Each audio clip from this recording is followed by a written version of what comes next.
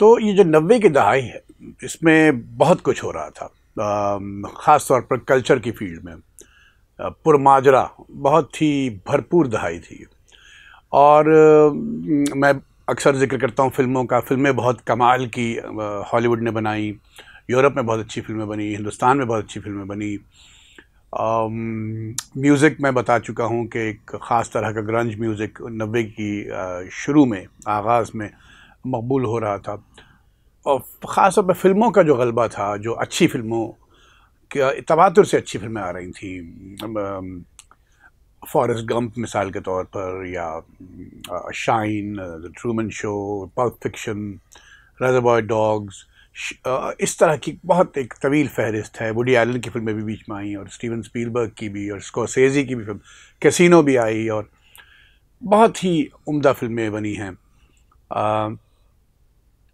اور اسی دور میں اروندھتی رائے کا novel the God of small things 1997 میں 1997 میں شائع ہوا، اور اس نے تہلکہ مچا دیا دنیا میں۔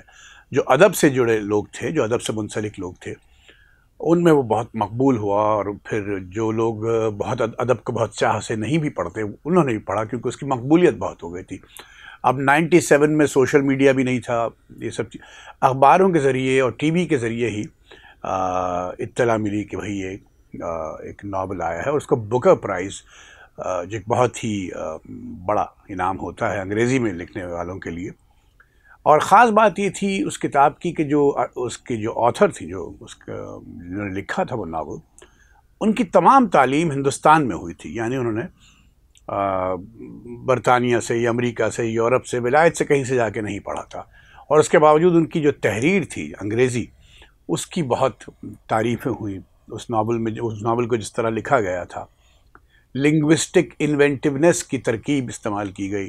ججز نے ان کے لیے کہا کہ ان کی کتاب میں، ان کی تحریر میں لنگوسٹک انوینٹیونیس ہے، جو کہ بہت ضروری ہوتا ہے فکشن میں۔ تو یہ سب چیزیں 90 کی دہائی میں اس لیے ذکر کر رہا ہوں کہ میں ثقافت پہ لکھنا شروع کر دیا تھا میں نے، کلچر اور آرٹ پہ بطور صحافی، اور جب بھی کوئی بڑا واقعہ ہوتا تھا تو رونما ہوتا تھا تو مجھے کہا جاتا تھا کہ اس پہ لکھیے۔ میں خود بھی لکھتا تھا، کبھی کبھی بغیر کہے بھی کچھ چیزوں پہ لکھتا تھا۔ اسی 90 کی دہائی میں 1997 بڑا اہم سال ہے۔ کچھ ہوتے ہیں زندگی میں، زمانے کی جو رفتار ہوتی ہے اس میں کچھ سال ایسے ہوتے ہیں جو بڑے اہم ہوتے ہیں۔ مجھے نہیں معلوم اس کا ایسٹرولوجیکل کوئی ریزن ہے یا کچھ اور ریزن ہے، لیکن کچھ ہوتے ہیں۔ مثال کے طور پر میں نے کہا کہ 1997 میں اروندھتی رائے کا ناول آیا۔ 1997 میں ہی 2 موتیں ہوئیں، ڈیتھس۔ پہلی تو شہزادی ڈایانا، لیڈی ڈایانا اور پرنسس ڈایانا کی موت، بہت پراسرار موت تھی۔ ایک حادثے میں، ایک ٹریفک کے حادثے میں ان کی جان گئی۔ ڈایانا کا ایک بہت ہی جادوئی اثر تھا لوگوں پہ، یعنی اب بادشاہت کو دنیا سے ختم ہوئے کافی عرصہ گزر چکا تھا اور ہے، لیکن ایک جو شہزادی کا جو تصور تھا وہ ان سے جوڑا جاتا تھا کہ بآسانی سے اگر شہزادی کہا جائے تو ڈایانا کا چہرہ ذہن میں آتا تھا۔ اور ان کی جو تعلقات تھے رائل فیملی سے وہ بہت، اس پہ بہت بحث کی گئی، بات ہوئی، ان کے ایک تناؤ تھا ان کے تعلقات میں، یعنی ان کی رائل فیملی سے، سسرال سے۔ اور پھر ایک دن وہ 36 برس کی عمر میں، غالباً اگست کا مہینہ تھا 1997 میں، وہ ایک حادثے میں اس دنیا سے چلی گئی۔ ایک حادثے کی وجہ سے پوری دنیا میں سب سے بڑی خبر تھی، ہر جگہ اس کا ذکر ہو رہا تھا۔ اب پھر اس کے 1-2 ماہ بعد ایک اور فن کی دنیا کی ایک بہت بڑی شخصیت، یعنی ڈایانا کی عمر ذہن میں رکھیے شاید 36 برس تھی جب ان کا انتقال ہوا، جوان تھی۔ دوسری ایک موت ہوئی 19 اکتوبر میں اسی سال، اور وہ تھی نصرت فتح علی خان صاحب کی۔ خان صاحب ایک غیر معمولی فنکار تھے، مطلب اب میں ان کے فن کی، ان کے جو اکامپلشمنٹس ہیں، ان کی جو کامیابیاں ہیں، ان کو تو کیا ذکر کروں، اس میں الگ سے ایک قسط کروں گا۔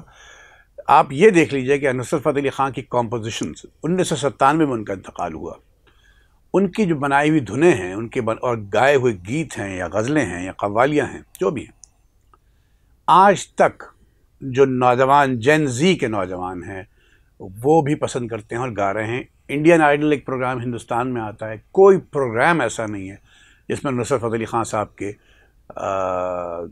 کمپوزیشنز نہ گائیں جائیں. اب پاکستان آئیڈل شروع ہوا ہے نیا سیزن، اس میں بھی آپ دیکھیے کہ خان صاحب کے بہت سے گیت گائے جا رہے ہیں.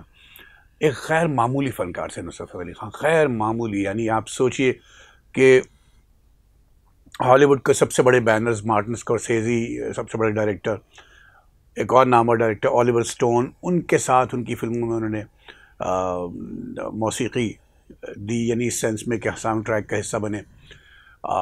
ایک فلم ہے ڈیڈ مین واکنگ، جس میں انہوں نے، جس میں شان پین اور سوزن سرینڈن نے بہترین اداکاری کی ہے. اس میں گرنج میوزک جو ان دنوں رائج تھا، اس کا ایک مشہور بینڈ ہے پرل جیم کے جو گلوکار ہیں ایڈی ویڈر کے ساتھ خان صاحب کے 2 گیت ہیں. پھر ایک کینیڈین میوزیشین ہے مائیکل بروک، ان کے ساتھ خان صاحب نے پورا البم ترتیب دیا تھا. He was an amazing and exceptional musician. Khan صاحب 50 برس کے بھی نہیں ہوئے تھے جب ان کا انتقال ہوا، شاید 49 برس کے تھے، اور بیماریاں لاحق تھیں ان کو. ظاہر ہے وہ ہیلدی سے ذرا یعنی فربا تھے، تو ان کو بیماریاں لاحق تھیں، اور وہ ان کی موت بھی ایک جو ثقافت کی دنیا، فن کی دنیا ہے، اس میں ایک شوق لگا تھا کہ وہ 50 برس کے بھی نہیں تھے، اور اس قدر کامیابیاں سمیٹ لی تھیں انہوں نے. ہندوستان کی فلموں میں موسیقی دے رہے تھے، ہالی ووڈ میں تو نام بن ہی چکا تھا، اور یہ ایک غیر معمولی واقعہ تھا اور شاکنگ. تو یہ بہت یہ دہائی 90 کی اور خاص طور 1997، اور ہم بطور صحافی مصروف رہے، معلوم نہیں کہ اپنی شعبے سے انصاف کر پائے نہیں کر پائے، کیونکہ یہ بہت بڑے لوگ تھے جن کے میں نام لے رہا ہوں، اور بہت بڑے بڑے ناول بھی آئے اور بڑی فلمیں بنی، بڑا میوزک کریٹ کیا گیا، بنایا گیا. مجھ سے کچھ دوستوں نے کہا کہ بہت دن سے آپ نے شیکسپیئر کوٹ نہیں کیا. تو یہ جو میں نے ان کے 2 انتقال کا ذکر کیا ہے، خان صاحب کا اور ڈیڈی ڈایانا کا. شیکسپیئر کا جو کھیل ہے ہیملٹ، اس میں ایک بہت ہی غضب کی لائن ہے: All that lives must die, passing through nature to eternity.